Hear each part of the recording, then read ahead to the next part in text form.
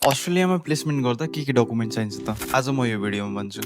Hello everyone, I am विशाल अनि म चाहिँ अहिले अस्ट्रेलियामा नर्सिङ गर्दैछु। इम्प्लेसको लागि डकुमेन्ट जम्मा गर्दाखेरि चाहिँ आफूलाई नि धेरै नै कन्फ्युजन भएको थियो। त्यही भएर हजुरहरूलाई पनि हेल्प हुन्छ भनेर चाहिँ यो भिडियो बनाएको। फर्स्ट स्टेप भनेको चाहिँ जीपी बुक गर्नुहोस्। यदि जीपी बुक गर्न थाहा छैन भने चाहिँ हजुरहरूले चाहिँ हटडक भन्ने एउटा एप छ, त्यहाँबाट चाहिँ आफ्नो नजिकैको चाहिँ जीपी बुक गर्न सक्नुहुन्छ। त्यसपछि चाहिँ यो डकुमेन्ट चाहिँ प्रिन्ट गरेर जीपीकोमा लानुहोस् अनि भन्नुहोस् कि आइएम अ नर्सिङ स्टुडेन्ट अनि मलाई प्लेसमेन्टको लागि चाहिँ हेल्प चाहिएको छ। जेनरली चाहिँ नेपालमा हामीले चाहिँ हेपाटाइटिसको भ्याक्सिन चाहिँ लगाएको हुँदैनौँ, सो त्यो चाहिँ लगाउन मिल्यो त्यही दिन नै। अनि जीपीले चाहिँ हजुरलाई चाहिँ ब्लड सिरम स्क्रिनिङ टेस्ट चाहिँ लेखिदिनुहुन्छ, सो द्याट हजुरहरूको ब्लडमा चाहिँ कुन कुन भ्याक्सिन चाहिँ अलरेडी प्रेजेन्ट छ अनि नभएको भ्याक्सिन चाहिँ तपाईँहरूले पछि लगाउन सक्नुहुन्छ। भ्याक्सिनेसनमा हजुरहरूले के लगाउनु पर्छ भन्दाखेरि चाहिँ हेपाटाइटिस बी को चाहिँ 3 dose, measles, mumps, rubella, varicella for chicken pox, DPT अनि tuberculosis screening test. Talking about the other documents, तपाईँहरूले चाहिँ वर्किङ विथ चिल्ड्रेन चेक बनाउनु पर्ने हुन्छ।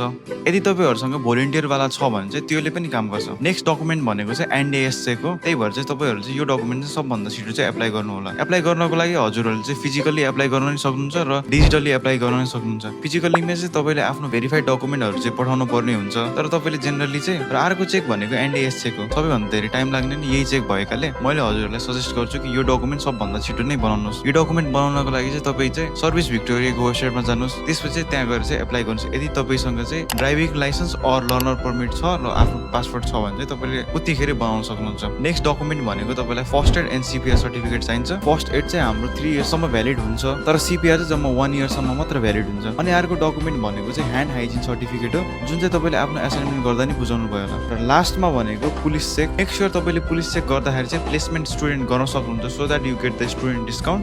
अनि मैले चाहिँ यो सबै एप्लाई गर्ने लिङ्क चाहिँ मैले आफ्नो फेसबुकमा दिएको छु, so you can follow me as well. In future पनि म नर्सिङ रिलेटेड टिप्सहरू हाल्ने नै छु। आजको लागि चाहिँ यति नै। Thank you so much for watching.